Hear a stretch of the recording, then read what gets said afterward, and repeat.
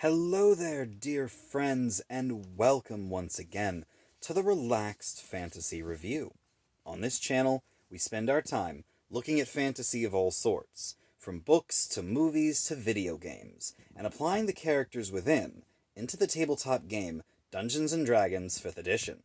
And today, we're going to be looking at an iconic video game character, one who's been around since the early Nintendo days, the boy clad in green, Link from The Legend of Zelda.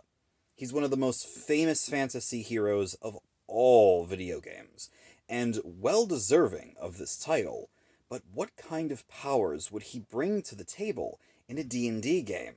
Let's have a look-see what kind of character Link would be. Now, Link is a wood elf. This is not a hard thing to figure out with his pointy ears and his complexion and his background in the forest and the wilds. He is, however, a folk hero in his background, well known for his exploits as a guard, as a soldier, as a ranch hand, depending on which Link you're talking about. And he's neutral good, typically standing up for the weak and defending the land. Sometimes he can be a little chaotic in his means, and other times he can be kind of lawful. That's why we say neutral good. But what kind of class would he be? Well, it's a pretty easy pick for me, actually. He's a ranger. He's skilled with his weapons and his armor and his nature abilities and a little bit of magic. But what kind of ranger? I say the Monster Slayer Ranger. He's someone who literally fights giant beasts solo, and his ability to fight monsters is second to none. The powers as well do add up when you really read over them, so let's have a better look. His stats, he is uncommonly strong. He's able to lift large stones and steel balls even without the use of strength-enhancing items. I say his raw strength is a 20. He's also incredibly agile, able to dance around his enemies and do spin attacks and high jumps and all sorts of things, so I gave him a dex of 18. And he's really tough. When he takes hits, he just kinda keeps going. His health is uncommonly high for an action character like him, so his constitution I also said was 18.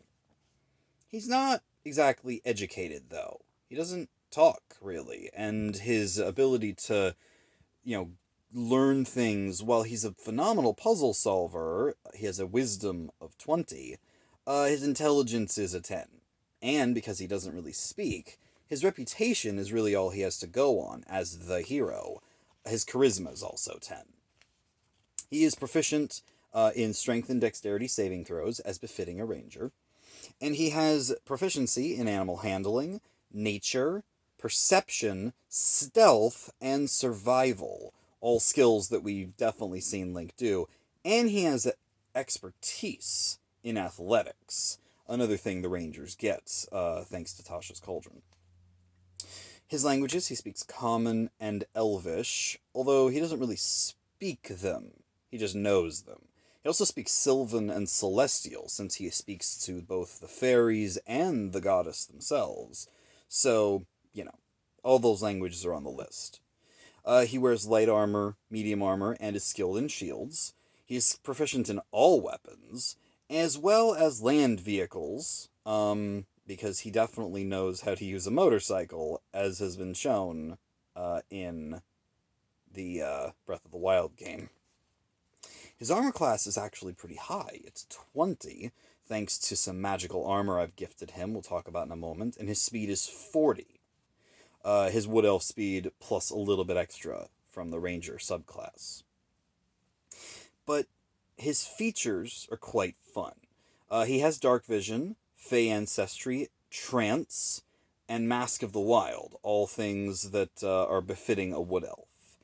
He gains Favored Foe, a classic Ranger ability, and he has 2 fighting styles, a standard one and then one that he gains from a feat, Archery and Dueling, since he is most comfortable using his bow and his sword. He gains extra attack from his ranger, as well as Hunter's Sense and Slayer's Prey. These are things that give him a better time tracking down creatures and fighting them with extra damage and extra abilities. The supernatural defense, the land stride ability, the nature's veil ability. These are things that give him a lot more maneuverability when traversing the land, and are all things that Monster Slayer Rangers have. Finally, the roving and the tireless feats lets him climb and swim, as well as regenerate some of his own health, almost like a second wind power. And then finally, he gets another feat, Shield Master. As a sword and shield fighter, in fact, one of the most famous sword and shield fighters, this is absolutely key for him to have. He uses his shield to block magic and to deal extra damage and shove people around often. But what is Link most famous for? Link is most famous for his weapons and his tools. And man, oh man, does he have a bunch. See, Link has... I've given him 5, 6, 7 different objects. 5 weapons, a piece of armor, and his shield. Starting with the armor, I gave him a set of +2 Mithril breastplate armor. Because he doesn't really wear plate armor, but he does wear good solid medium armor out in the field, which is usually covered up by his hero's getup. And I gave him +2 because it felt reasonable that he would have a good amount of magical gear in the field that would help him reduce the damage. He also has his legendary Hylian shield, which, funnily enough, isn't really magical in the games. It's just solid construction, heavy unbreakable shield. The Hylian shield, in this case, I've given a +2 as well to the stats of it. Now, it's his weaponry that really stands out. Starting from the bottom, he carries bombs on him, which don't really have an attack bonus. They're just objects that you throw. And then what I've done here is I've looked into the Dungeon Master's Guide for the information on grenades and dynamite, and used that as a reference. Link will throw a bomb, and then the next turn, at the end of his next turn, the bomb will explode, dealing 3d6 bludgeoning damage in a 10-foot radius from its location. So it's a thrown exploding weapon. He also has his hookshot. His hookshot, I think of it as a hand crossbow, except that it has a wire on it. He fires it, and he can either hit an enemy and pull the enemy towards him. Basically, when he hits, they have to make a strength contest with him, and it pulls them 30 feet in his direction. If they lose the strength check. If they win the strength check, it pulls Link 30 feet towards them. And in the same manner, he can fire it at something like a wall or anywhere that a crossbow bolt could stick, and then he just kind of automatically fails the strength check and gets pulled 30 feet. In this way, he is able to use it almost like a grapple gun.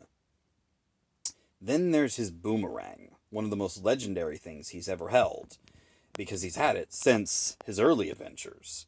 The Boomerang is a thrown return weapon, with similar stats to the club, 1d4 bludgeoning damage. However, when it is thrown 30 feet, or 60 at disadvantage, and when it makes contact, it does 1d4 damage, and enemies have to make a DC 15 con save. If they fail the con save, then they're stunned, just like the stunning strike from the monk.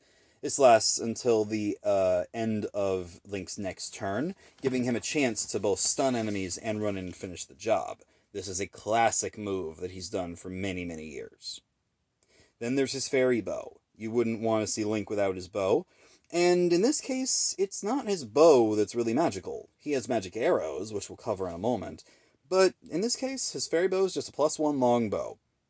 Plus 11 to hit, 1d8, plus 5 damage. Not bad. But then there's the Master Sword, the legendary sword of Evil's Bane. I think of this as a +3 longsword that deals extra radiant damage to evil creatures. Extra 2d6 on top of the 1d8 plus 10 that a +3 longsword in Link's hand would do.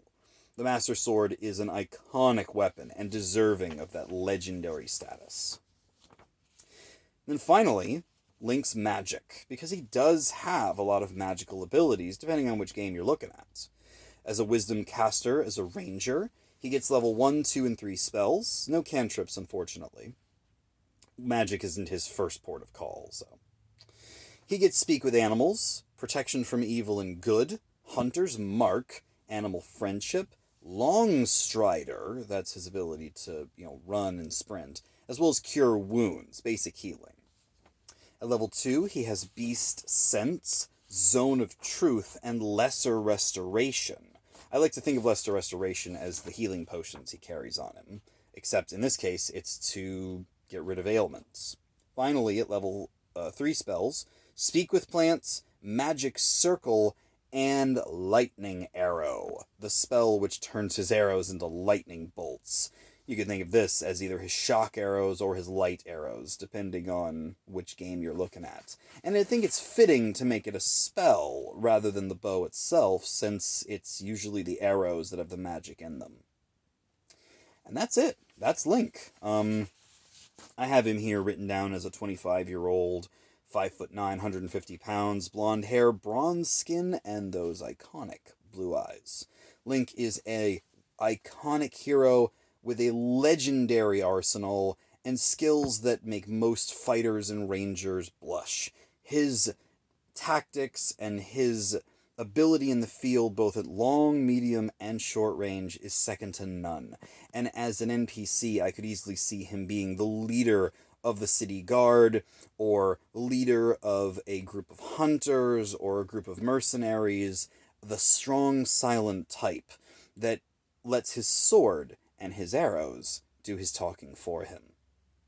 This has been the Relaxed Fantasy Review. If you enjoyed the video, please like and subscribe down below, and keep your eyes open for more character creation coming up soon.